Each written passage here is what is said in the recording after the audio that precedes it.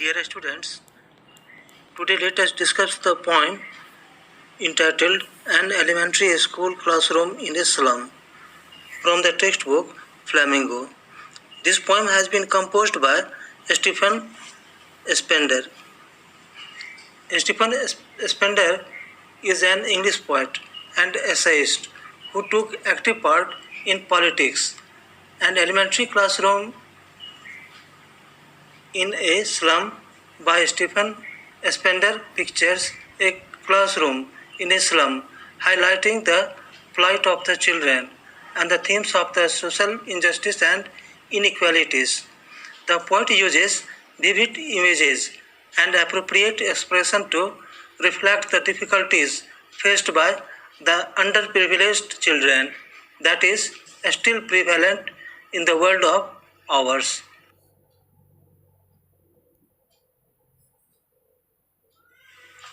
Now let us read the poem. Far, far from gusty waves, the children's faces, like rootless weeds, the hair torn round the pallor, the tall girl with her weighed down head, the paper seeming boy with rat's eyes, the stunted, unlucky ear of twisted bones, reciting a father's gnarled disease.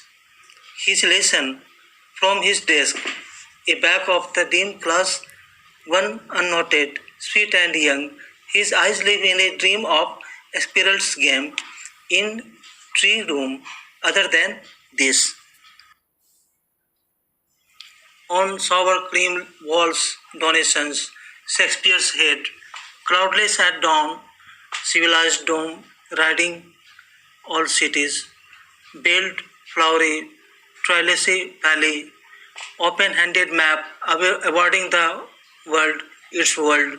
And yet, for these children, these windows, not this map, their world, where all their futures painted with a fog, a narrow street sealed in with a lead sky, far, far from rivers, caves, and stars of words.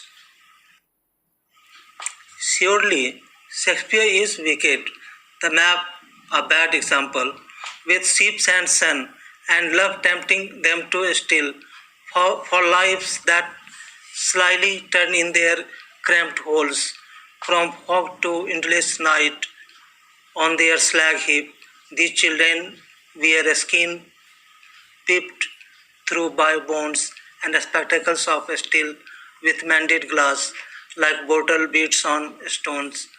All of their time and space are foggy slum, so blot their maps with slums as big as doom. Unless governor, inspector, visitor, this map becomes their window, and these windows that shut upon their lives like catacombs break open till they break the dawn, and sow the children to green fields and make their world run azure on gold sands, and let their tongues run naked into books, and white and green lips open. History theirs, whose language is the sun. Now the explanation of the poem stanza wise. Stanza 1. The poem describes an elementary school classroom in a slum. These slum children look very pathetic. Their faces are pale and reflect sadness. They are like rootless weeds as they lack proper nutrition. Moreover, they are unwanted plants which grow on their own without being cared for, totally neglected. The tall girl has a weighed down head as she is burdened with the load of poverty. In fact, she is so subdued and suppressed that her head had bowed down with the burden of her misfortunes. The paper thin, extremely thin boy has rat's eyes because the poor, undernourished boy is deprived of all the basic amenities of life. He is timid like a rat and full of anxiety. He searches for food and security. This unfortunate boy suffers from malnutrition and his growth is also stunted, not properly developed. He has also inherited from his father twisted bones, bent and distorted bones.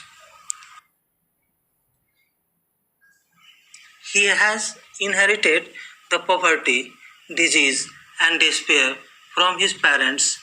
His body is also deformed because of the twisted bones which he has inherited. He appears to be as sick as his parents. There is a sweet, tender looking student who sits at the back of the class. This boy is different from the others as his eyes live in a dream. He is dreaming and probably thinking about a better future. He is lost in his own world, therefore not sad like the others. The boy thinks of the squirrel's game. Here metaphor is used. He wants to enjoy and play freely like the squirrel in the garden outside. The squirrel climbs trees and hides in their holes. The boy also dreams to be free, but he cannot as he must sit in the dull and dreary classroom. In the boy's imagination, tree room, the hollow in a tree is full of fun, curiosity, and mystery. This is in contrast to the gloomy classroom. Now the explanation of stanza 2. The classroom is not well maintained. The pale cream walls, which were painted long ago with the help of donations, make the place look more miserable and sad. Probably there is a portrait of Shakespeare on the wall. This is ironical as it is put up in a place where there is no serious teaching. Cloudless dawn and civilized dome suggest the monotonous life in the slum. These slums are surrounded by the civilized city, and the children cannot experience the beauty of the sky at dawn and are unaware of it. All around them are concrete structures of the cities. The life in the slum contrasts with the cloudless sky at dawn and concrete structures which override the cities. There is also a picture of a beautiful valley full of sweet, fragrant flowers, and these children of the slum will never be able to experience this beauty. They are deprived of this beauty as they are condemned to live in the slums amidst garbage. The open handed map in this classroom contrasts with their world. The world given to us by God is full of the bounties, whereas the world of these slum children is full of poverty and hunger. The world which they see is not the real world. Their world is confined to the narrow, dusty streets of the slum. The map in the classroom gives them hopes and aspirations and motivates them to explore the world, but they will never be able to see that world.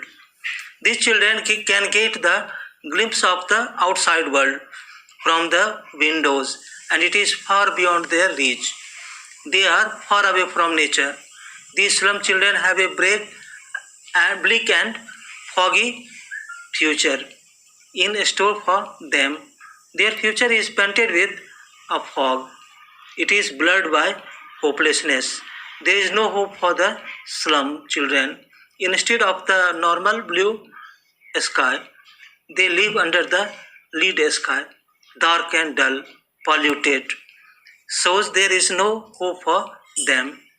The atmosphere hints at their monotonous life, and the slum children remain confined throughout their lives, confined to the filth and dirt of the narrow slum streets.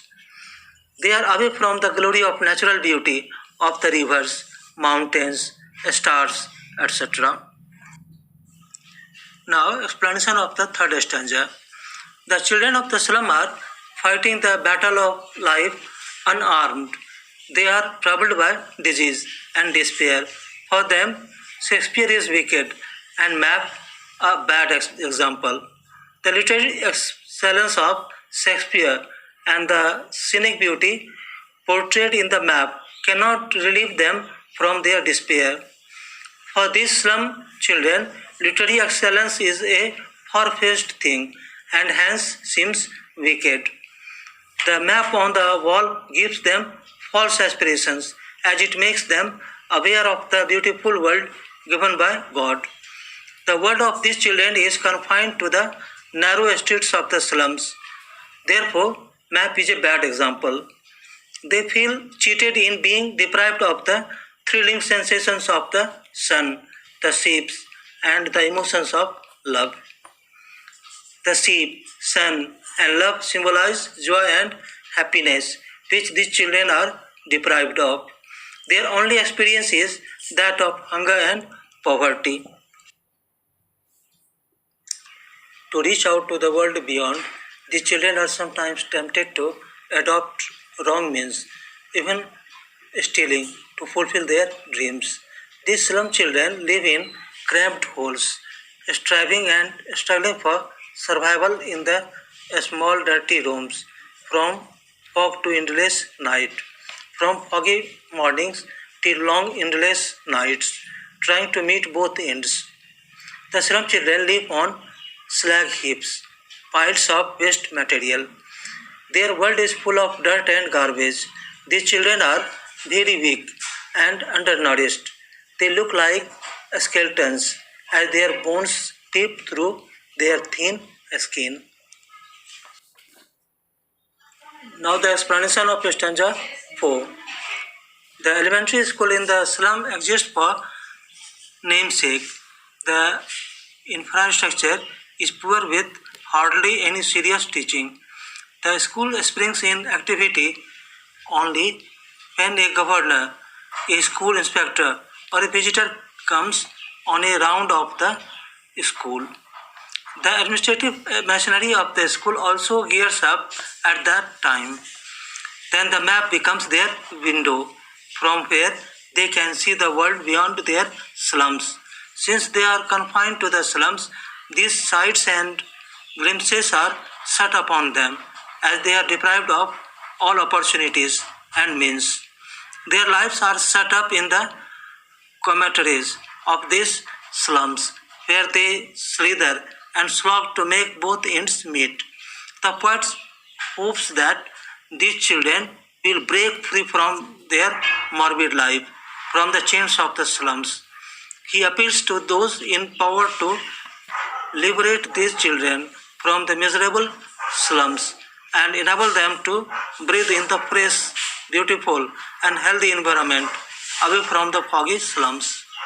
They should be able to bask in the open green fields and let them run free on the golden sands. Their world should not be confined to the horrendous and gory slums around them. The poet visualizes freedom from these children. He wants a carefree life where they get economic and social justice, where they have the right to be happy. These slum children should be able to enjoy the fundamental right of education. Otherwise, their lives will be miserable.